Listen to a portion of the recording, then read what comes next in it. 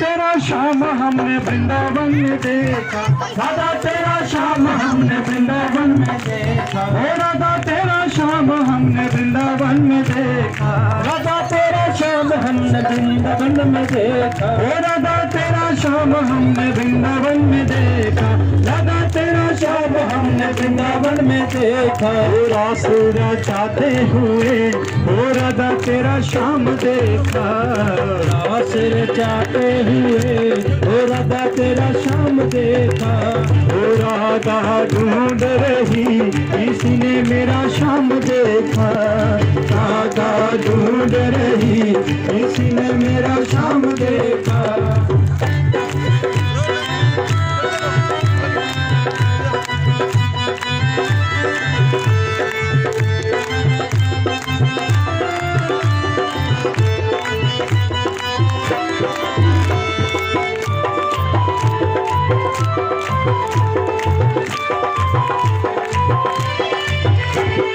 राधा तेरा श्याम हमने गोकुल में देखा, राधा तेरा श्याम हमने गोकुल में देखा, ओ राधा तेरा श्याम हमने गोकुल में देखा, राधा तेरा श्याम हमने गोकुल में देखा, ओ राधा तेरा श्याम हमने गोकुल में देखा, राधा तेरा श्याम हमने गोकुल में देखा। ओ माखन चुराते हुए ओ राधा तेरा श्याम देखा, माखन चुराते हुए ओ राधा तेरा श्याम देखा, राधा ढूंढ रही इसने मेरा श्याम देखा, राधा ढूंढ रही इसने मेरा श्याम देखा, बोलो राधा ढूंढ रही किसी ने मेरा श्याम देखा, राधा ढूंढ रही किसी ने मेरा श्याम देखा।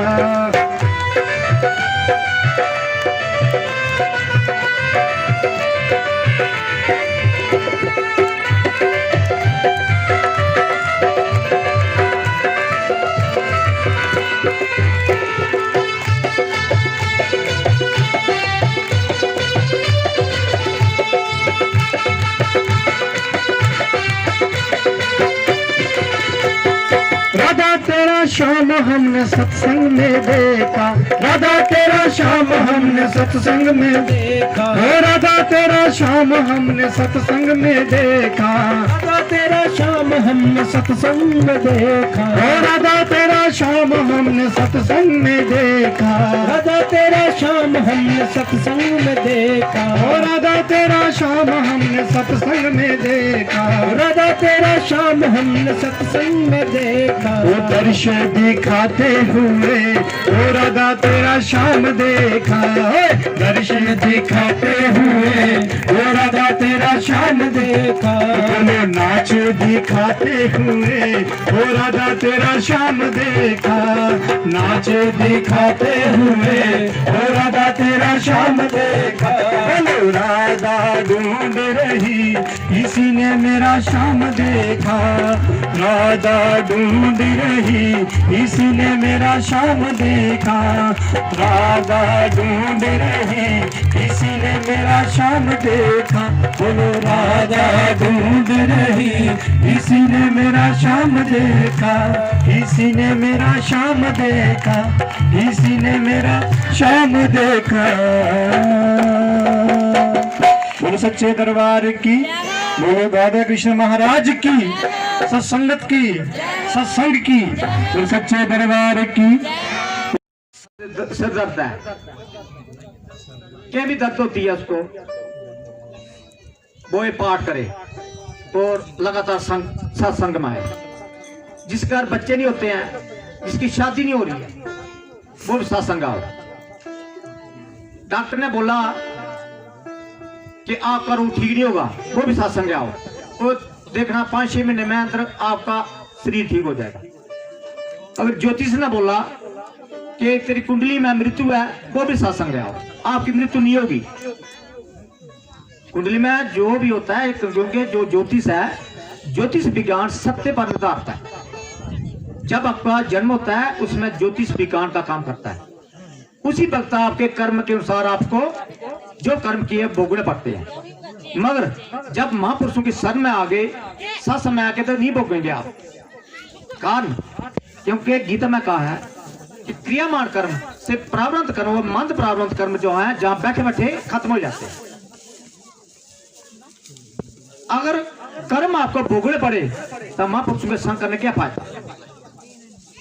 कि एक बहन मुझे बोलने लगी कि मैं फलानी जगह गई थी एक सत्संग में, वहां महापुरुष ने कहा कि तू कर्म अनुसार तेरे को ये दुख लगेगा, जब लगेगा तो उसके पास क्यों जाना कर। बताओ आप। अब एक धोबी है, अब धोबी बोले कि कपड़े धो के मेरे पास आओ, तो धोबी का क्या काम है। मैं बार बार हूं क्या, भक्त सफाई कर्मचारी होता है, एक समाज की सेवा करता है, साफ करता है, गुरु बन के नहीं आता हो, उसका जो कर्तव्य निभाता है। मगर वो ही बोले कि भाई कर्म काट के आए, तो कहां कटें कर्म।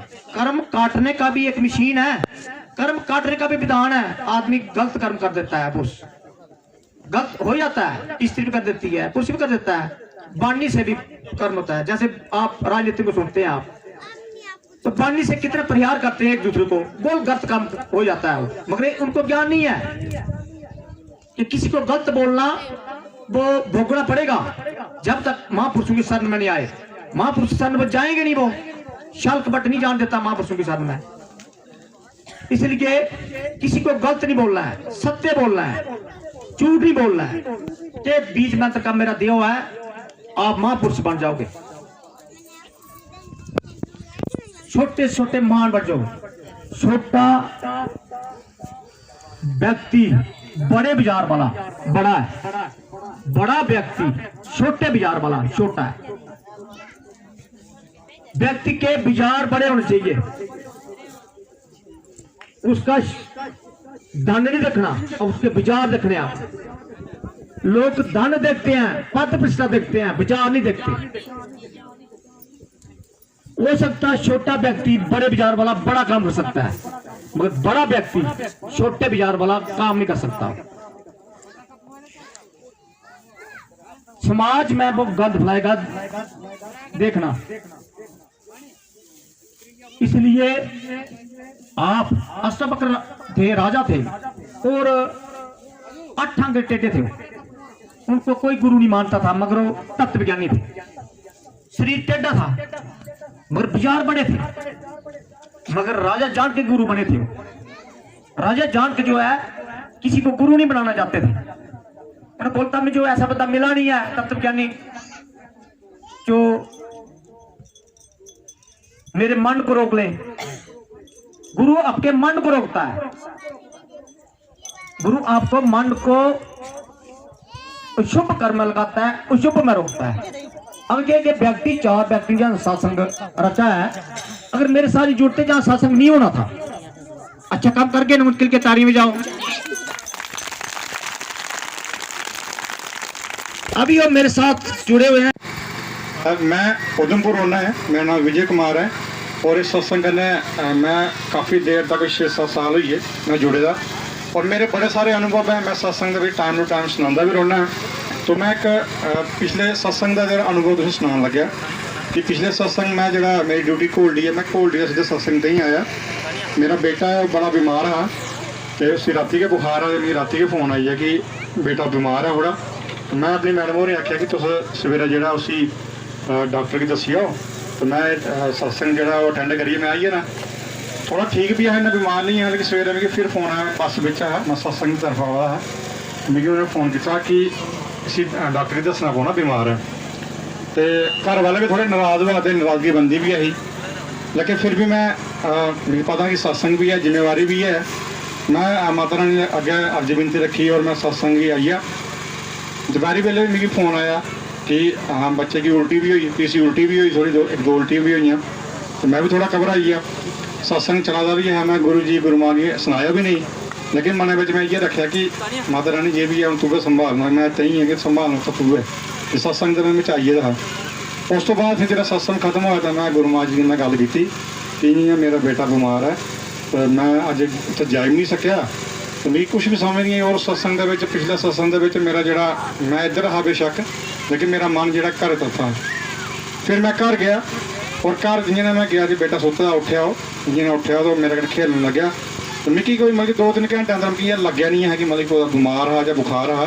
मेरा जाना तक ओह्दा बुखार भी उतरी गेदा हा और उल्टी शुल्टियां उसी जेह्ड़ियां बंद होई गेइयां। एक डोज उसी दवाई दी दित्ती दी ही ते मैं अपने मनै बिच इ'यै आखेआ कि माता रानी बेशक अ'ऊं सत्संग दे बिच हा लेकिन कुदै ना कुदै माता रानी तेरी कृपा जेह्ड़ी बनी दी ही ताकि इन्नी जल्दी जेह्ड़ी रिकवरी है मेरे बच्चे दी भी होई। ते एह् निक्के निक्के अनुभव होंदे, समझने दी गल्ल होंदी। कोई समझे तां सब किश है, नहीं समझे तां कुछ भी नहीं है। इस करियै थोड़ा कोई भी अनुभव है करने वाला सारा परमात्मा गै होंदा, ओह् सब कुछ करदा। थोड़ा कोई भी अगर अनुभव है एक आवाज़ दे तुसें अग्गें आना चाहिए, उसी सुनाना चाहिए क्योंकि गुरु कृपा जी होंगी बड़ी बड़ी चीज़ है, कोई नॉर्मल चीज़ नहीं है। अस इसी इ'यां मजाक में ले लैने कि अग्गे कितनी अच्छे की सुनाना अनुभव, लेकिन है कि जेह्ड़ा पालन करता है उसी पता है कि जेह्ड़ा फल कितना मिठा होंदा है। तो मैं सारें गी इ'यै अर्ज बेनती करगा कि थोड़े अनुभव जरूर हैं, मिगी पता है, लेकिन तुस अग्गे नहीं आंदे हो। थोड़ी जियां भी थोड़ी बानी है टूटी फूटी जियां भी तुसें आंदा है तो सुनाओ, शर्म नहीं करनी इत्थै, क्योंकि ये सत्संग जेह्ड़ा आत्म ज्ञान का सत्संग है लोकें दी भलाई वास्ते है। और जिस वेले तक अस नहीं सुनागे तो अगला कि'यां यकीन करग। बस इ'यै गल्ल है। तो हर कुछ अनुभव है तो जल्दी जल्दी आइयो, साढ़ा टाइम भी सेव होना ताकि अग्गे जेह्ड़ा भी अस पाठ देने का जेह्ड़ा कार्यक्रम है गुरु मां जी जेह्ड़े वो प्रसाद तुसें वो भी मिले। जल्दी आइयो। जय माता दी। मेरा नाम मीनाक्षी, मैं उधमपुर से हूँ। अभी थोड़े दिन पहले मेरी बहन को बड़ा ज़्यादा बुखार, खांसी, जुकाम, सारे कोरोना के सिम्टम्स थे। उसकी सांस भी इतना बंद हो गई थी। वो भी हमने ऑक्सीमीटर पे चेक किया तो 80 तक आ रही थी, जो कि वो 95 प्लस होनी चाहिए। हम बड़ा परेशान हो गए थे। मैंने सब कुछ मतलब ऐसे कुछ बोले टेस्ट करवाओ, ऐसे करो वैसे करो। शादियाँ भी फंक्शन अटेंड किए थे तो तब भी डर बैठ गया कि बड़े लोगों से मिले हैं, पता नहीं क्या होगा। फिर मैंने गुरुजी को फ़ोन किया, इन्होंने बताया ऐसे ऐसे करना, उसको 3 टाइम जल देना, जो भी पाठ वगैरह ऐसे करना, वो ठीक हो जाएगी। तो जब इनको फ़ोन किया इन्होंने बोला हम भी उसके नाम का पाठ करेंगे। उसके सुबह फ़ोन किया था, शाम तक उसको कोई 80% रिलीफ हो गया। उसका वो जो ऑक्सीजन लेवल था वो 80 से बढ़ ही नहीं रहा था, वो 95 अपने आप लेवल में आ गया। तो हम बड़ा शुक्रिया करती हूँ मैं इनका कि ऐसी कृपा और हमें ऐसी एक जगह मिली जहाँ पे आके एक उम्मीद जागती है कि ज़िंदगी में कुछ जो मुश्किलें हैं वो कम होंगी। बाकी तो वही भगवान ही होता है करने वाला, लेकिन एक कहीं पे आस्था जुड़ जाए तो एक अच्छा होने की भी उम्मीद जागी रहती है जीवन में। और एक और अनुभव ये भी है मेरा कि मेरे घर में बेटा हुआ है। पंडितों ने यही बोला था कि लड़की का योग है। आजकल वैसे लड़की लड़के में इतना कोई फ़र्क तो नहीं है, लेकिन फिर भी जगह जगह हर चीज़ की ज़रूरत होती है। तो उससे पहले भी हम बड़ी जगह में गई, डॉक्टर्स का भी था, ठीक है।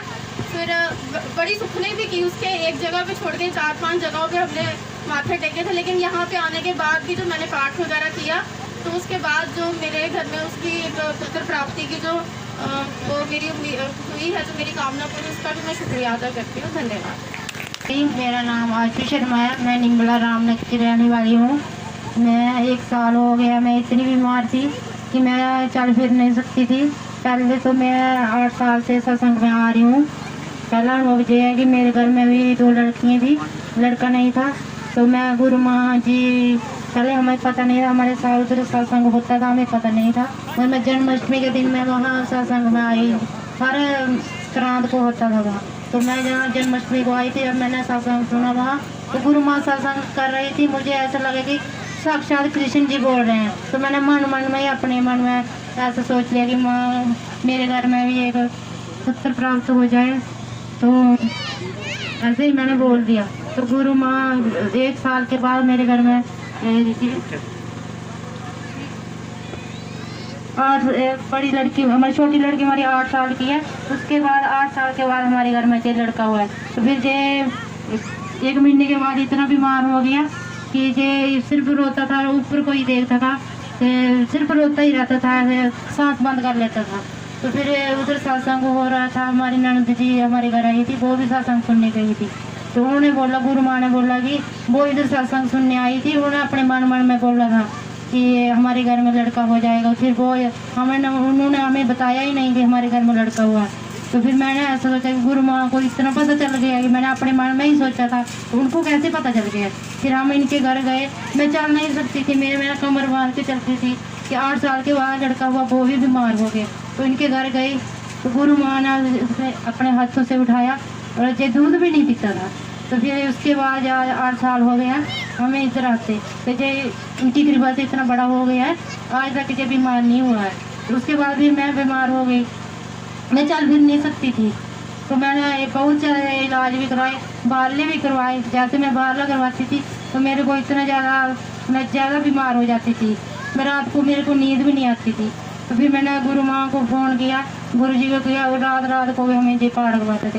तो 1 साल के बाद अब मैं इतनी ज़्यादा बीमार हो गई, जब लॉकडाउन चल रहा था तो इतनी बीमार थी जो इनके घर में ये किसी को भी नहीं आने देते थे अपने घर में, मगर मेरे को फ़ोन कर करके ये बुलाते थे और सुबह शाम पाठ करवाते थे। 1 महीना तो मुझे इतना पाठ करवाया इन्होंने, गीता का भी पाठ सुनाया और गरुड़ पुराण का भी, महामृत्यु जापो भी इन्होंने करवाया। मेरे लिए इन्होंने इतनी मेहनत की है कि मैं इनका हिसाब नहीं चुका सकती हूँ। मुझे कहना नहीं आता है मैं क्या कहूँ, पर मेरे लिए इन्होंने बहुत ज़्यादा किया है। तो अब मैं इनकी कृपा से चल फिर सकती हूँ। जय माता दी। माँ के चरणों में कोटि कोटि वंदन, गुरु के चरणों में कोटि कोटि वंदन। मेरा नाम संतोष कुमारी है, मैं चनैनी से आती हूँ और मैं 2014 से इस सत्संग से जुड़ी, दुख निवारण सत्संग से जुड़ी हूँ। तो मुझे क्या था कि 15-20 साल की सिर दर्द थी, बहुत सिर दर्द थी, मैं खाना नहीं खा सकती थी, बना नहीं सकती थी, तो बहुत सिर दर्द थी। तो क्या हुआ कि 2013 में हमें गुरु माँ के पहले सत्संग से पहले ही दर्शन हुए, सपने में दर्शन दिए इन्होंने। तो उसके बाद पहली मई को था सत्संग गुरु माँ का उधमपुर। तो मेरे भाभी जी कहने लगी कि इधर सत्संग है, दुख निवारण सत्संग नंबला में होता है, वो गुरु माँ है, वो उनके पास जाने से दुख दूर होते हैं। तो मैंने उधमपुर में एक सत्संग अटेंड किया। तो उसके बाद मुझे सत्संग में कुछ इतना समझ नहीं आया, मैंने जालम नहीं लिया, हवन नहीं लिया। तो फिर मैं इनके गुरु माँ के पास गई, तो मैं बोलने लगी, गुरु माँ जी आप बोलते हो कि मोरों को नहीं पूजना, जो प्रेत आदमी हमें सताती हैं। बोलने का आप मेरे पास आ गई, आपको कुछ नहीं होगा, आपको प्रेत आदमी नहीं सताएगी। तो हमारे घर में भी बहुत मोरे रखे थे, लाइन लगा के रखी थी मोरों की। तो उससे बाद मैंने पाठ करना शुरू किया। पाठ करते करते जल हवन और गुरु माँ के दरबार की सेवेदार, इनकी चरणों की सेवेदार भी इन्होंने मुझे स्वीकार कर लिया। और उसके बाद मुझे सिर दर्द का पता नहीं चला, मुझे याद नहीं आता मेरी सिर दर्द है। तो सपने में गुरु माँ बोलने लगी कि अब आपको सिर दर्द है। तब मुझे अनुभव हुआ कि ये सिर दर्द मुझे सत्संग में ही मेरी दूर हुई है। तो उसके बाद मेरा बेटा था, वो 3.5 साल का था, तो उसको इतनी नक सिर आती थी कि मुझे परेशान हो जाती थी। डॉक्टरों को दिखाया, छोटे मोटे डॉक्टरों को दिखाया, फिर रोटरी में उसका हमने टेस्ट भी कराया। वो डॉक्टर बोलने लगे इसकी एक नाक की हड्डी बढ़ रही है, तो इसे आपका ऑपरेशन कराना पड़ेगा।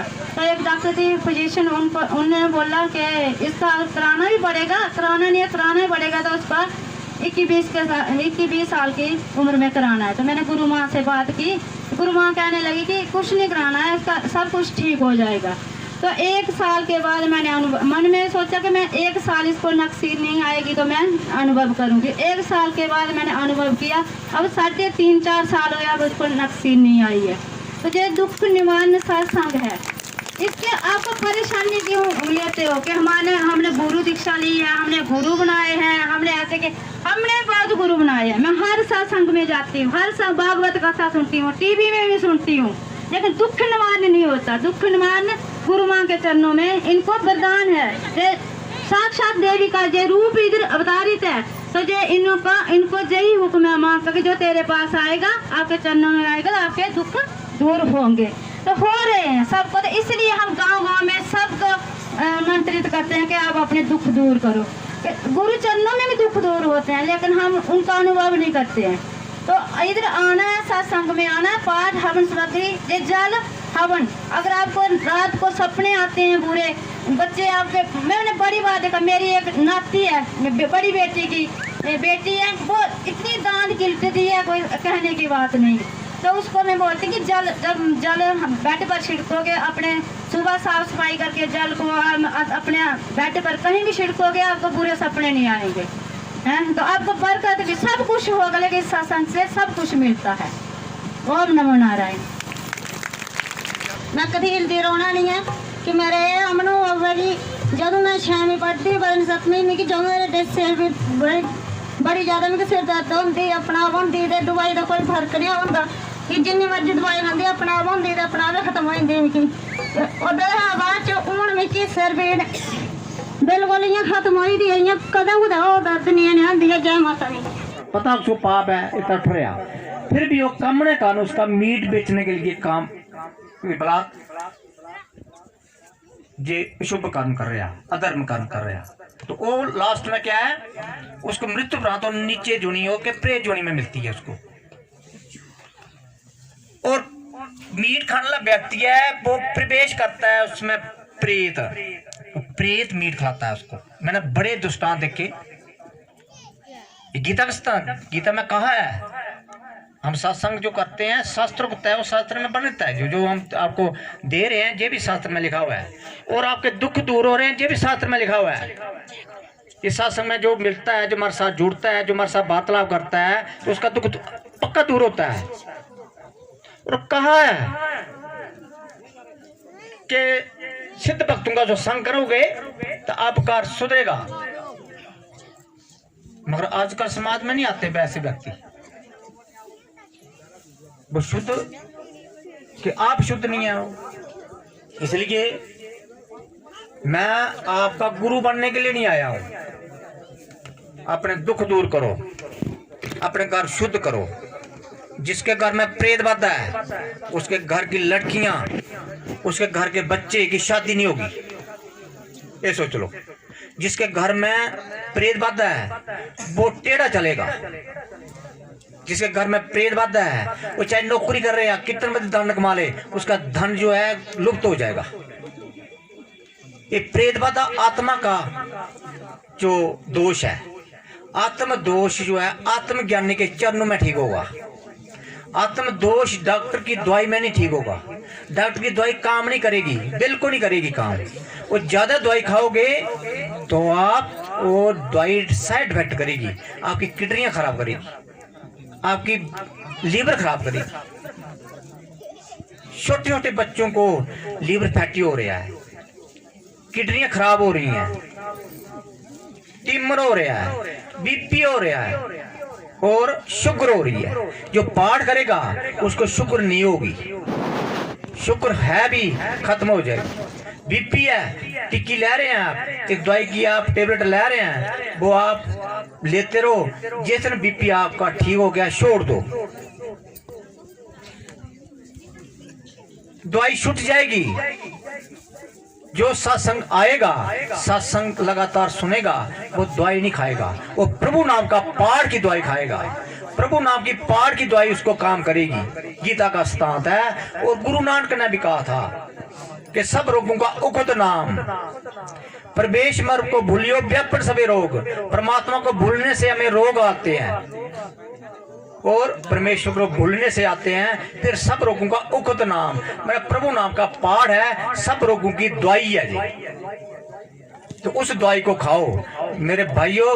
आप डॉक्टर का आज जो कल जो का जो बीमारियां हैं, इसके डॉक्टर के मेडिकल साइंस में जहां तक काम नहीं कर रही है। अपनी तरफ से कोशिश करते हैं मगर वो आत्मा तक नहीं पहुंचे हैं। वो सिर्फ कॉन्शियस माइंड तक पहुंचे हैं। वो एक जो हमारा मन है, इसकी अवस्था जब बेहोश हो जाता है मन, वहां तक पहुंचे हैं। जैसे आपका ऑपरेशन करता है डॉक्टर ऑपरेशन करता है तो क्या है, आपको बेहोश करता है, मतलब अनकॉन्शियस माइंड। उस वक्त आपका ऑपरेशन कर देता है, वहां तक पहुंचे हैं वो। मगर इसके पार जो भक्त पहुंचा है वो आत्मा है। मेडिकल साइंस जो है अभी तक जहां तक नहीं पहुंच सकी ना पहुंचेगी वो, क्योंकि वो मानते नहीं है आत्मा परमात्मा को। मेडिकल साइंस नहीं मानती आत्मा क्या है, परमात्मा क्या है। और आम लोग नहीं मानते क्योंकि दिखता नहीं है वो, नैनो संति साधारण नहीं है वो, दिखता नहीं है वो आपकी बुद्धि में आता नहीं है वो मन बुद्धि से पार है। हम जो भी देखते हैं, जो इंद्रियां, उसका संदेश हमारे मन में आता है, उसका आकर्षण मन में आता है। तो मन बुद्धि से पूछता है कि मैं क्या करूं। अगर बुद्धि आपकी मति शुद्ध है तो आप शुभ कर्म करोगे, ठीक निर्णय देगी। अगर बुद्धि अशुद्ध है तो वो गलत निर्णय दे देगी। जैसे मन बोलेगा वैसे चल जाएगी। जैसे आपका मन वैसे आप काम कर्म करोगे। तो 3 प्रकार के कर्म है, क्रियामान कर्म, संचित कर्म, प्रारब्ध कर्म।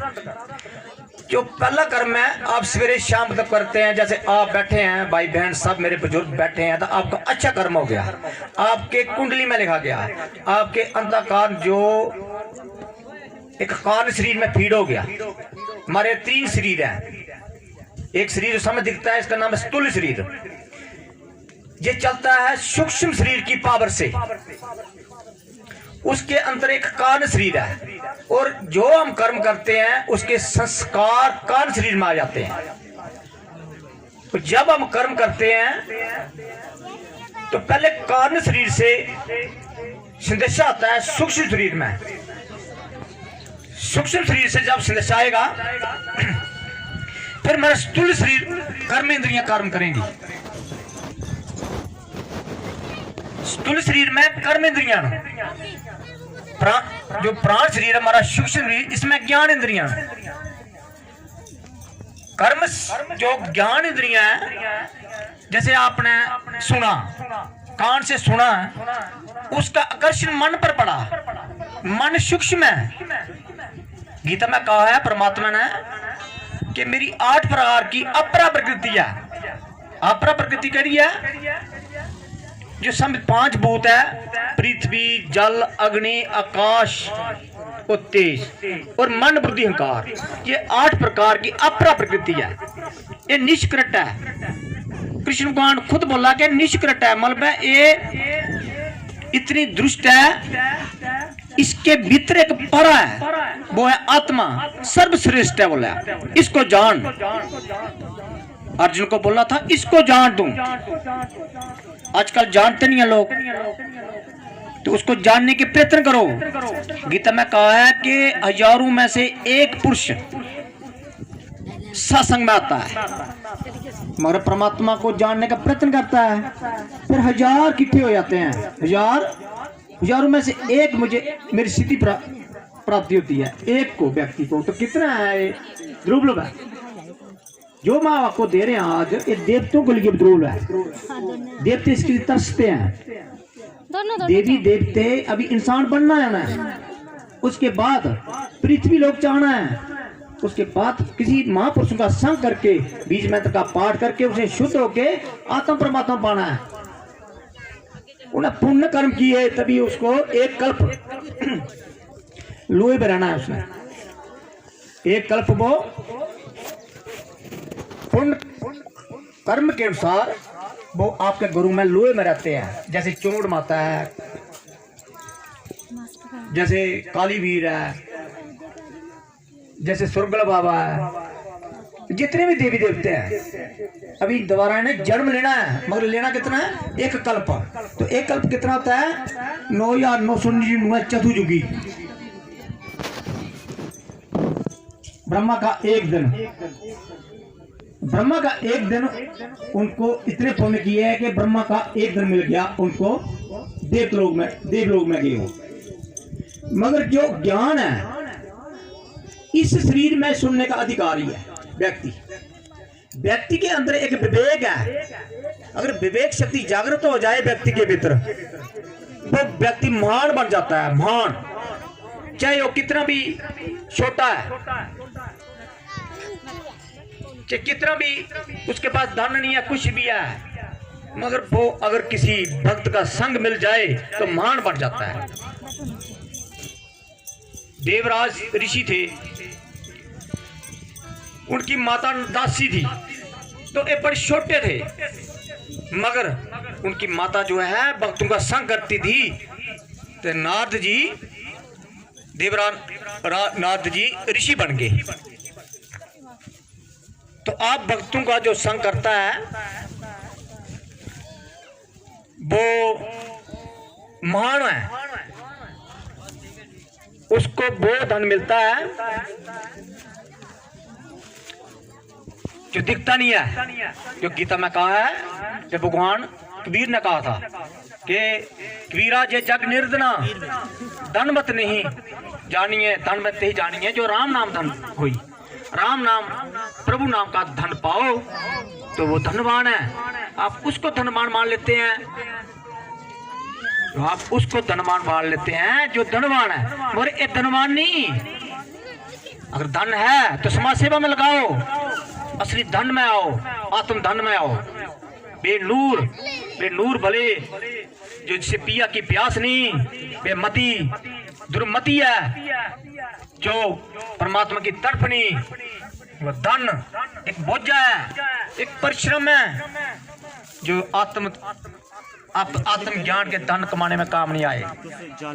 एक शरीर जो आपका शरीर है, अगर आपको परमात्मा की तरफ नहीं चल जाए तो बेकार है वो शरीर। वो मन आपका बेकार है कि परमात्मा से मिलने में उसको दुख लगता है, वो मन बेकार है। अगर जिन भक्तों का ऐसा ज्ञान है वो आत्म ज्ञान सुनने के काबिल होते हैं। आजकल बिल्ले हैं समाज में ऐसे हैं।